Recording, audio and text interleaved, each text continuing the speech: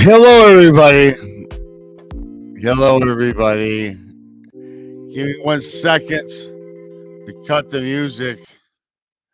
Give me 1 second to cut the music. I did. Thank you for your patience. Thank you for your patience. I am, of course, Bigfoot, Michigan Rob, and so I'm doing some experiments. I think last Wednesday I did a BMR live show, which was pretty cool. You guys liked it. So I'm experimenting with different times, different genres, different platforms to try to produce some material for you guys. So it's right here in the state of Michigan. It's 2:38 in the morning. I'm sorry that you had to listen to that stupid music. I was trying to find better music, right? So it is what it is. It's all experimentation. And I said, I think that tonight I just want to put out a creepy story for everybody because for me it's 2:30. For you guys, it might be 1:30, depending where you live. And when I go to bed at night, I always like to hear a creepy tale. Thank you to each and every single one of you for joining this late night. Hi, Amy. Hi, Abe. Hi, Hilton. Hi, Susie. B B B B B B B B B B. Brown Dwarf. Who else we have in chat here at this late night? Wendy. Hey, Wendy. How's it going? So there's like a handful of you guys. Some is putting this out. I want to tell you guys a story, a creepy story. Hey, Brandy Haywood. So so when good old BMR is sitting around with nothing really to do, he asks who's doing it, who's doing stuff at 2:30 in the morning. So I go live at 2:30, and all of a sudden I got 15 people in chat. So you guys are like me. You're looking to be entertained. So on Mondays, it is Texas Front Porch. You guys know the rules. You guys know what goes on. Texas is on at 9 on Monday. BMR is on Tuesday at 9.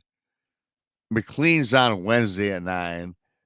You got me at 1 o'clock in East on Thursday. And Friday, and you got the Blondes, you got the Booze Thursday, Friday, and Texas again on Saturday with Ms. Diva.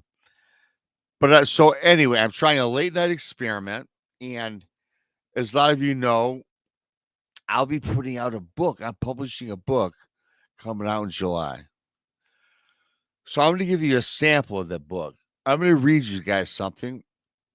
There's no guesses. Hey, if you want to kick back, relax. Susie B's having her coffee. So kick back, snuggle under the covers. Hey, Falafel Bay. God, that's a hard name.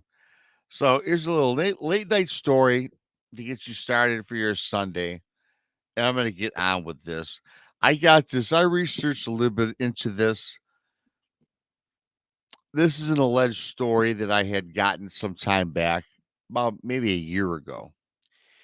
And I found it to be fascinating. This is it's creepy. It's a late night creepy. I should have probably saved this for Halloween. I think you guys will like it. However, hang on to the bottom side of your bed or your chair or wherever you happen to be listening to tonight.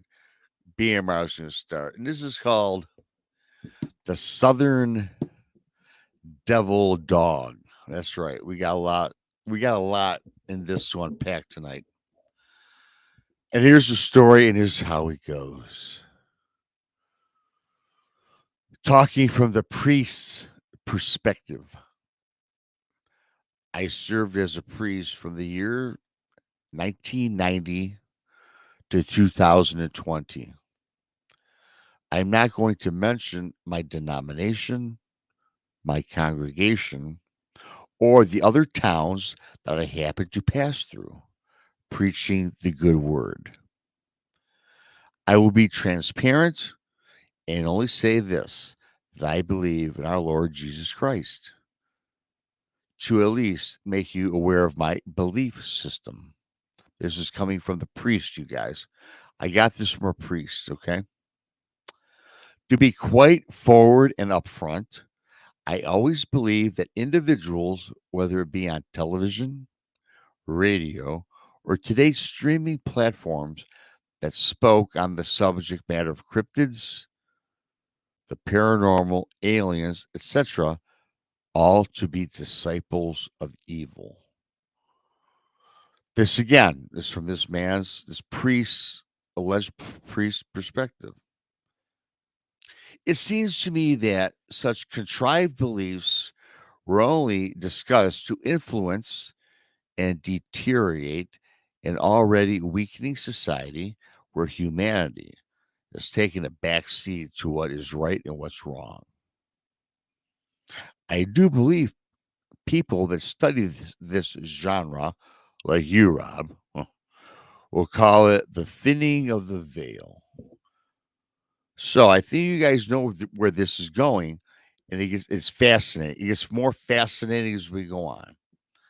I call it the welcoming of the Antichrist.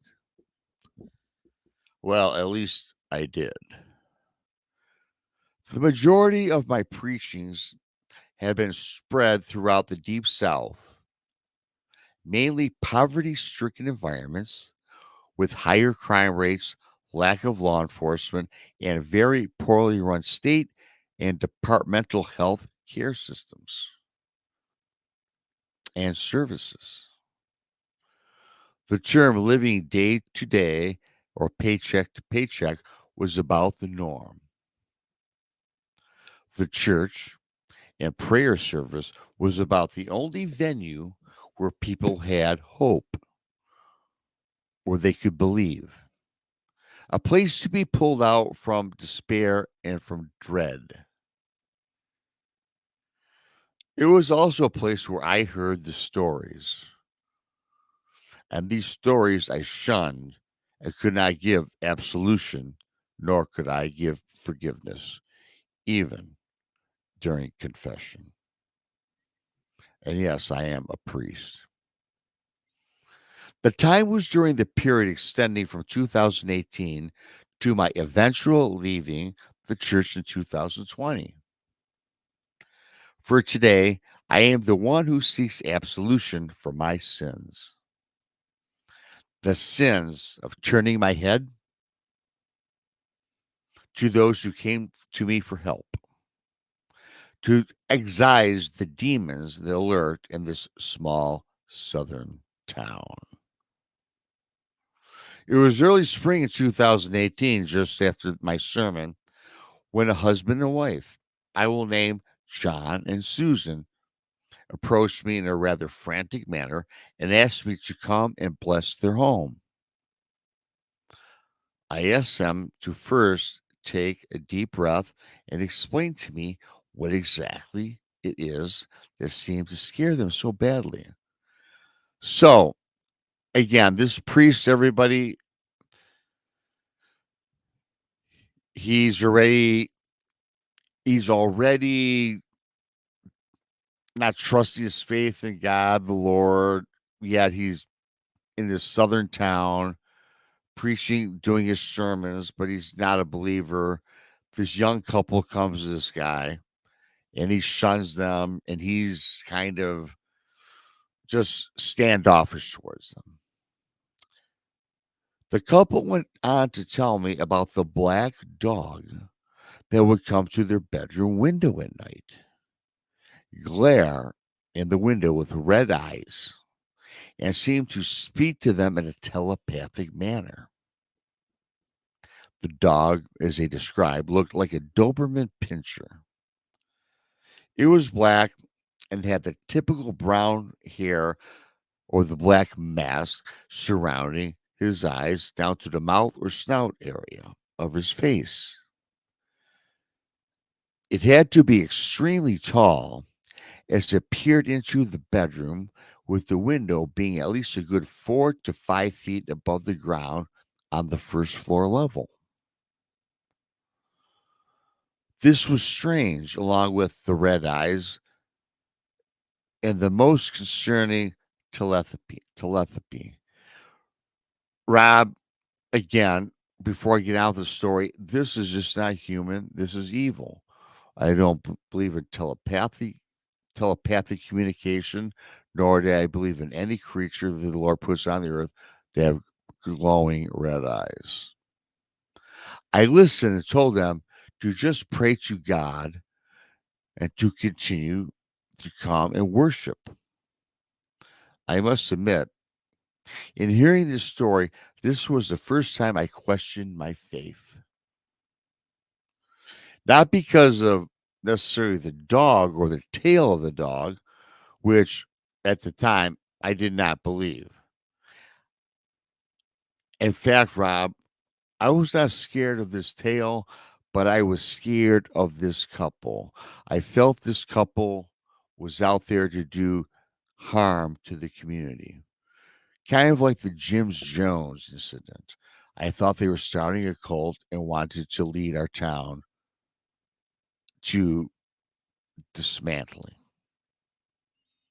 I kept going over and over in my head what liars this young couple has to be. I thought it was best to ignore them. Days went by, and John and Susan again came back and pleaded for me to come to their house for the cleansing. And again, for the third time, the second, the third, the fourth time, I denied them. I denied the cleansing of their house, Rob. I was not going to their house. I was scared of this young couple who were probably decades younger than me. This went on for months. Falal, this is a Falal. I'm reading some of the chat while I'm trying to read this. This is something I got from a priest, supposed alleged priest sent this to me about 8 months ago. So no, I didn't make this up. This is something that I've gotten from somebody, a priest. I told them that they need to seek professional help and told them to leave me alone. So everybody, okay, this guy's a Catholic priest, allegedly. This young couple has been coming to this priest, begging them to come to their house to cleanse their house. They want absolution. They have nothing going on. They see glowing red eyes of some dog looking in their bedroom window each and every night with glowing red eyes.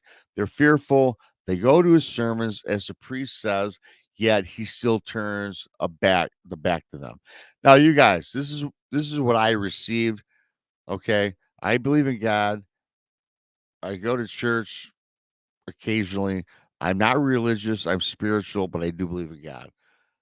This is a story that was sent to me. Okay. This went on for months. Again, going back and forth. The couple began to look haggard and tired. I told them that they need to seek professional help and told them once again to leave me alone. In fact, I told them do not come back to church until they sought medical treatment. So again, he told these people not even to come to the church, a place to worship, a place to talk these out. He told these people not to come to church. You know, when I was reading this, I was so pissed off at this priest. I can't believe they had the balls to send this to me. That's just my opinion. 3 days after I sent them on their way, John. Now, their neighbors are John and Susan, as I mentioned earlier. I sent them on their way again and again and again for months and months. Finally, I got the news. John shot and killed Susan, his wife. Then he took his own life. Word spread quickly throughout the church about John and Susan. Some, rightfully so, pointed the finger at me for the rumors of my refusal to help them. The story now escalated to an apparent devil dog that was rumored to visit the couple's home. Well, again, you guys heard this already that this devil dog or this whatever this was, an animal, red eyes, peered into this their house. They went to this priest, and he continued and continued to deny them help. He was scared of them. He told them to stop coming to church and go see a psychiatrist. This is not any priest, and I hope any of you have in your community. Okay. The story got out to the outlying towns surrounding the community, and soon others began to ask questions. I spoke briefly with our town's local chief, police, and the sheriff's department. The only question that he or the chief asked of me was about the rumor that I refused to help this couple. I brought up the ridiculous story of them being visited and the communications from a red eyed dog. I told the sheriff that I asked John and Susan to help. I told John and Susan to seek professional help and that I could not be of service. The chief shook his head and before leaving told me that story is not so ridiculous, preacher man. He frowned and he left. The community's municipalities and town leaders called for a town meeting, and invited me to join and speak of what John and Susan had told me. I was assured that the meeting would be civil and that some townspeople were understanding about my actions or my lack thereof regarding John and Susan. So the priest now is asked to speak at the town hall. He's reluctant.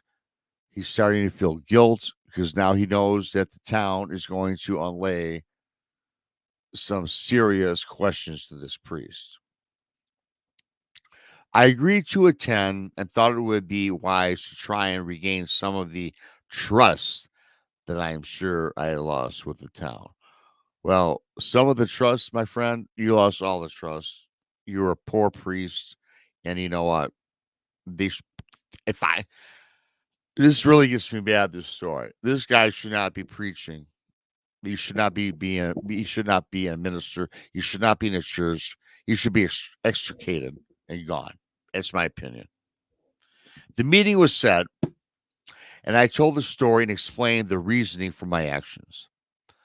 I was met with some pushback and annoyance until a man, I will call him Rick.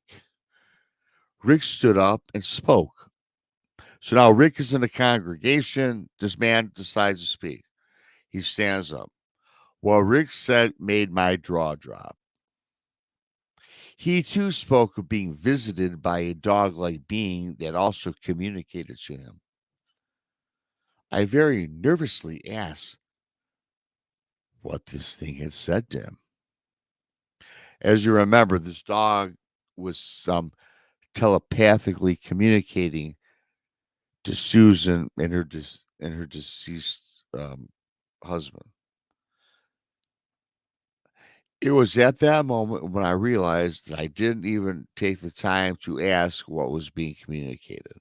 I brushed him off and said, "You know what? I don't want to hear what you have to say."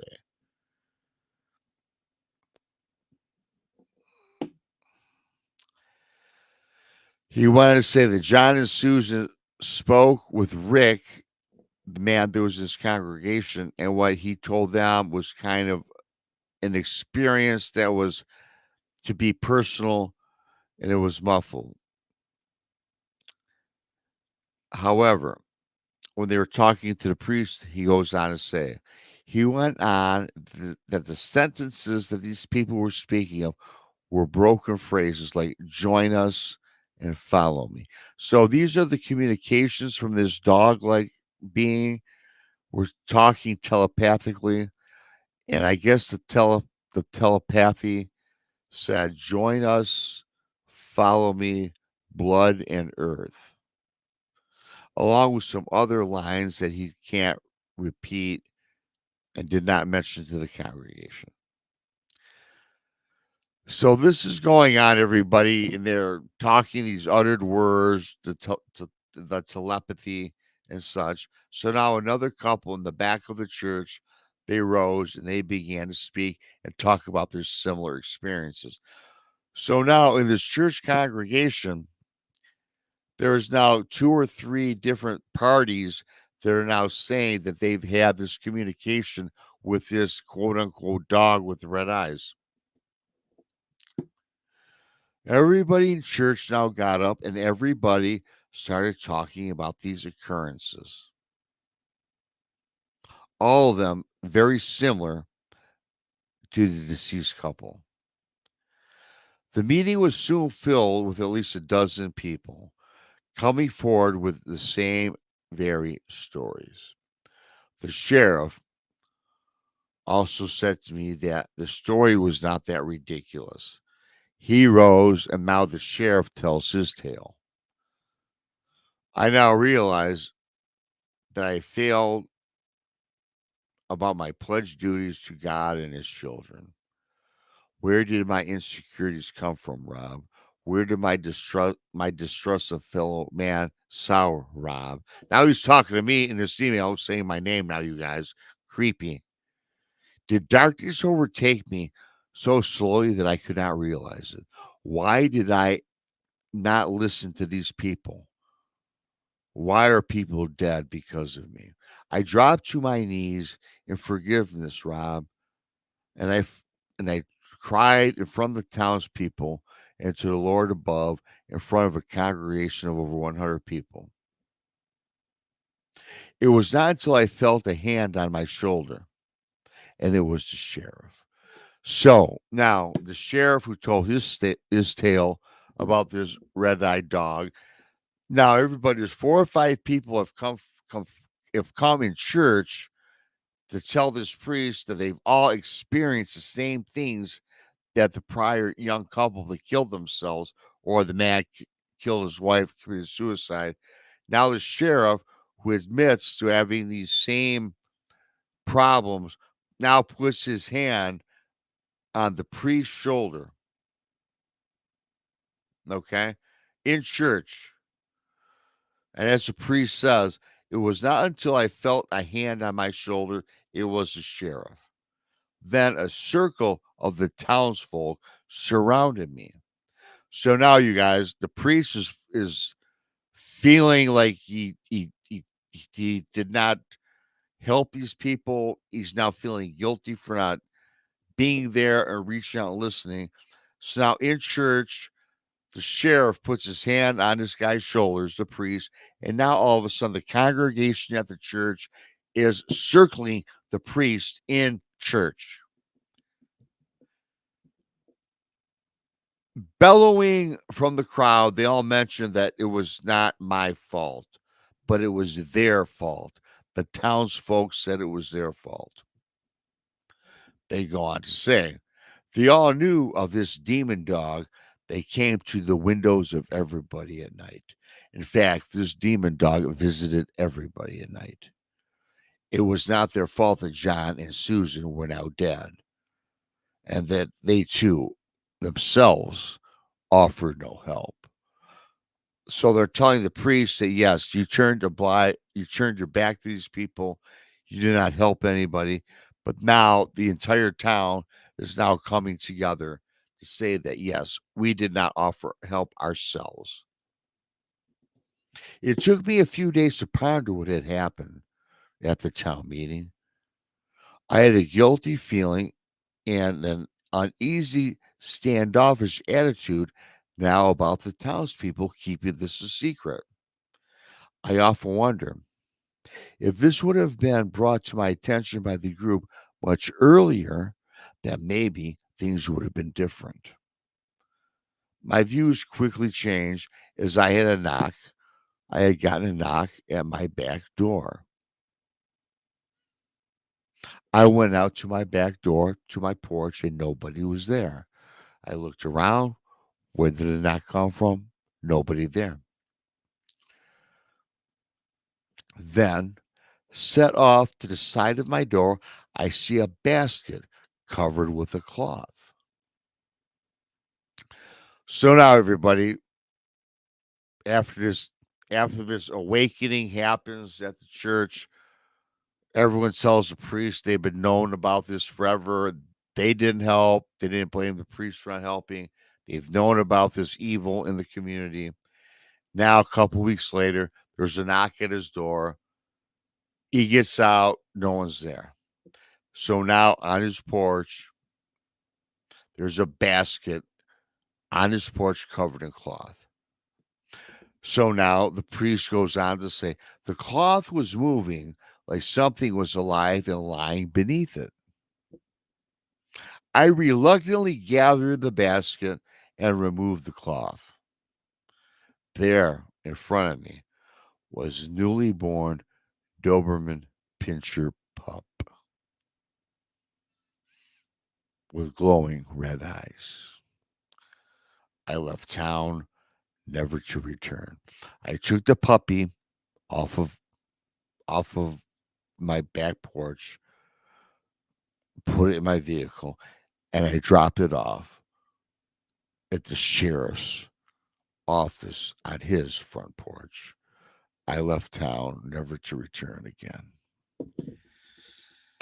Okay, so there you have it. That, you guys, if that's not a cult town, I don't know what is. Oh, it's just, oh my God. And I don't even like to say, oh my God, like that, because after reading this, what it was sent to me. So this was sent to me from a priest. I got this story like 8 months ago. It sounds like a movie. It sounds like Rosemary's Baby. You know, I mean, it sounds like something that a cool movie could be made out of. A couple comes to a priest. He turns a blind eye. And they want help. Young kids, probably in their early 20s, telling them about a dog coming to the window with red eyes. It telepathically communicates words to them that are indiscernible and they're evil words. He turns his back. Goes on for weeks, goes on for months, and he notices this young couple looking haggard, looking tired, malnutrition, and he still turns a blind eye until all of a sudden the guy doesn't, his wife, and then himself.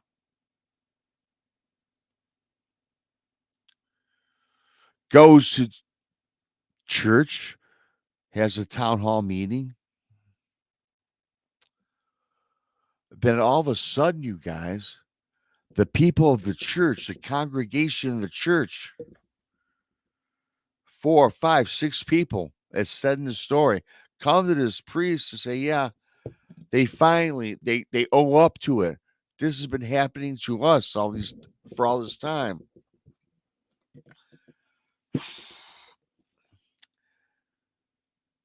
The poor priest, I thought the priest was kind of a dick, and he kind of was a dick for not helping this couple. But now to find out, he wasn't the only dick in this town. It was everybody in this town. Everybody in this town knew about this. So it wasn't just the priest, it was everybody did not help this couple. People were saying they had the same experiences. Been going on for years. This priest probably thought he was going crazy, right? Drove him out of town. And what drove him out of town was, what about this dog, a puppy?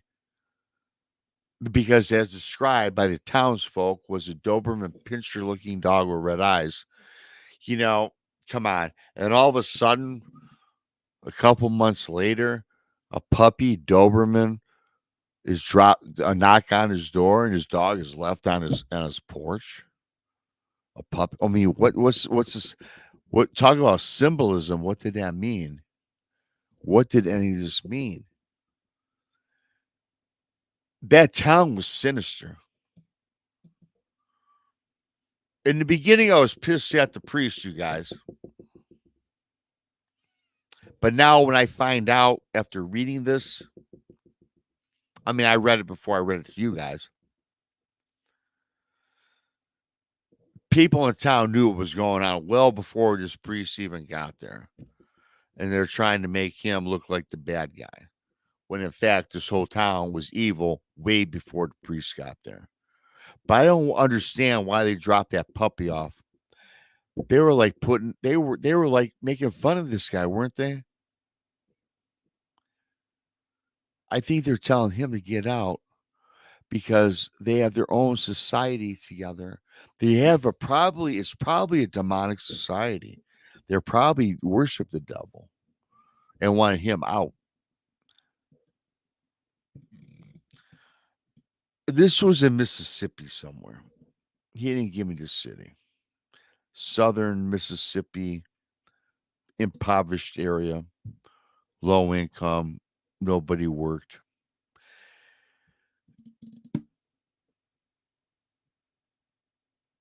They probably lost their faith in God. So they turned to a different they turned they turned avenues and they decided to worship something else that perhaps promised them a return much greater than what they were getting.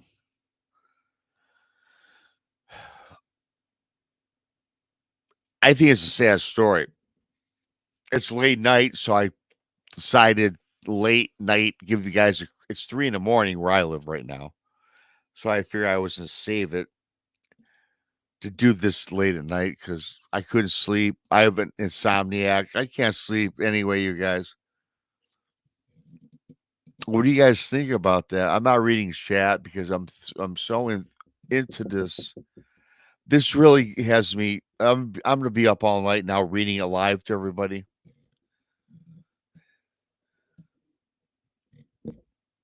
I don't know. I mean, I'll be thinking about this for hours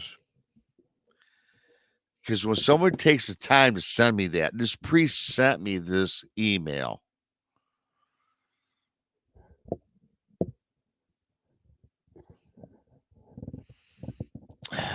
It's really a lot. It's a lot to unwrap there, you guys.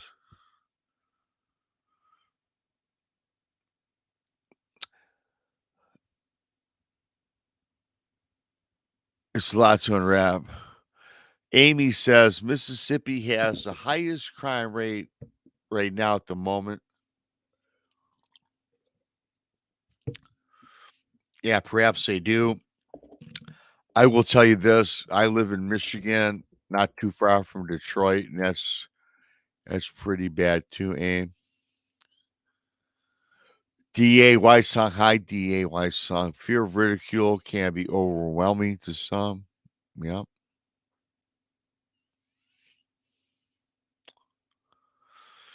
Amy, yes, Mississippi. I'm just kind of going. I'm going back through the chat because I wasn't reading the chat because I was so into telling you guys the story. Falal Bay, Bigfoot Rob. I feel like you find that stuff in upstate New York. Well, I don't think it matters where. I think this stuff goes on in all states, whether it's New York, Michigan, Mississippi, California, Florida. I guess the premise behind this story, which I'm trying now, I'm kind of unfolding. I'm calmed down a little bit. This stuff goes on everywhere. You could, and yeah, certainly this. Okay, this took place in Mississippi, in a part of Mississippi was impoverished or in poverty. So no, you guys, just because you're in a poor city does not mean evil lurks. Because as we all know, billionaires, the oligarchies are evil too. You can live in affluent upstate New York, Manhattan, and this stuff goes on. So it doesn't matter about your social economics. It doesn't matter if you're rich, poor, or in between. This goes on for everybody. Black, white, green, yellow. It happens all over the world, all over the United States, and it's tragic. Now, the story reads like something that you would see late at night, right? You always see those stories about driving down the freeway in Nevada, right? Off the desert, old beaten road, and there's like five or six. It's like a little Wild West, seven buildings on the whole strip, and everyone's weird. Yeah, just like Texas Chainsaw Massacre. I mean, that's the movies, but I was thinking the other day, everybody, a lot of these movies that we see that we laugh at or get scared at or laugh and cry at, they come. A lot of this stuff comes. Where do you think they come from? They come from stories that they're not all made up, you guys. Yeah, are they fiction on the movies? They come from somewhere where fact came from. Like this story right here. According to this priest, I believe this is fact. Now, you could take this story that I just gave you guys, and yeah, I could probably sit down and comprise a movie because it sounds like a movie, right? But the fact of the matter is this: we don't live in a dream world. All these things we see every day on TV, there's some substance behind them. And that's the scary thing. To me, that's the scary thing.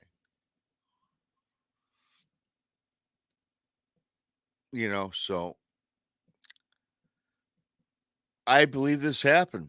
I don't think this guy sent me this email just for shits and giggles. I think this guy was reaching out for help. I got this email 8 months ago. I've sent several emails back, and now it comes back unknown domain. So it's like wiped out. So maybe he was pulling my leg. Maybe he wasn't. Maybe something happened to this guy.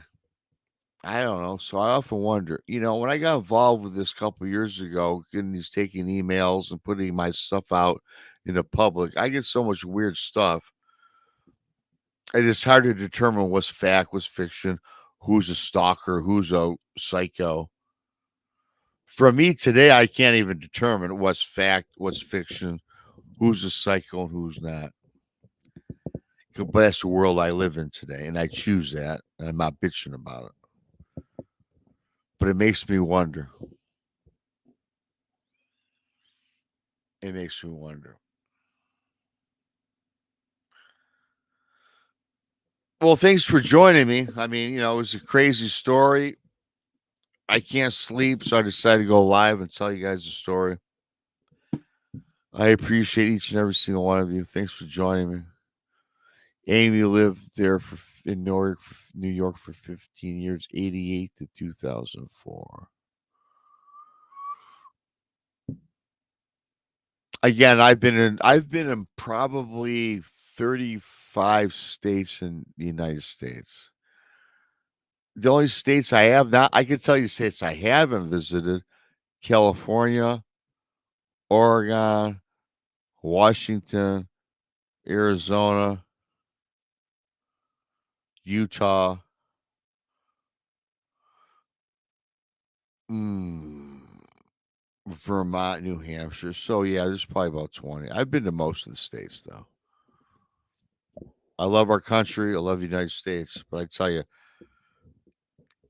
the moral of the story is this: it doesn't matter what your economic background is, evil lurks everywhere. So I want you all to remember that. Thank you, Derek, for that. Um, love you, man. So I hope I didn't wake you guys up for no reason. I hope you got something out of this story. I sure did. I'm gonna be up now, so I'm gonna be up all night long. So because I'm revving, I'm roaring right now. But I'm gonna leave it at that. Thank you for joining tonight. I love you all. Thanks, dear, for the super chat. Gemini Moon. Yes, I need a road trip out west. Gemini Moon lives in Michigan, and she and I are going to hook up this summer and hang out. I missed her in Royal Oak last summer, so yeah, we're gonna hook up Gemini and check it out. Brown Dwarf, how you doing? Wendy, yes, Wendy, it does make you think. Brown Dwarf's doing some laundry. I gotta meet you too, Amy. Amy's another fellow Michigander. Thank you, Philel Bay, for that, man. God bless you as well. And I gotta see Brown Dwarf in Oregon or Los Angeles, wherever he happens to be. Brown Dwarf, I love him. Brown Dwarf sent me a cool bandana. You guys might have seen it. Thanks to Brown Dwarf for that. It's awesome. I've wore it twice already on the shows. I promise you, you'll make it back alive. Yeah, I'm sure. I'm sure we will, as long as you don't go to what was that we were talking about? What's that Netflix show? Brown Dwarf. You know what I'm talking about the guy, the cannabis. Was that Murder Mountain? Yeah. Don't want to go there. Don't want to go there. Love you too, Wendy. Well, I've talked long enough. I'm kind of like stir crazy now. I'm tired. I wanted to do that for you guys. And, I didn't want to tell the story to myself in the darkness. So thanks for joining me. Thanks for the super chats. You guys are awesome. So I'll be back live on Tuesday night, 9 o'clock, and then Thursday at 1. And don't forget to check out Tex on Monday. He'll have a cool show. Oh, Donnie Cho is going to be talking about his paranormal experiences with Tex on Monday. So that'll be fun. So thanks to Amy, Brown Dwarf, Overbuilt Automotive, Gemini Moon, Wendy. Let's see. I'm going to name you all before I go. Scrolling up. A lot of people dropped off already. Falau Bay, Jeffrey, Derek Galloway, DAY song, and all the rest. Love you guys. Thank you so much. I'm going to cut it. I'm going to try to go to bed, but I doubt it. Until next time, BMR, I'm out.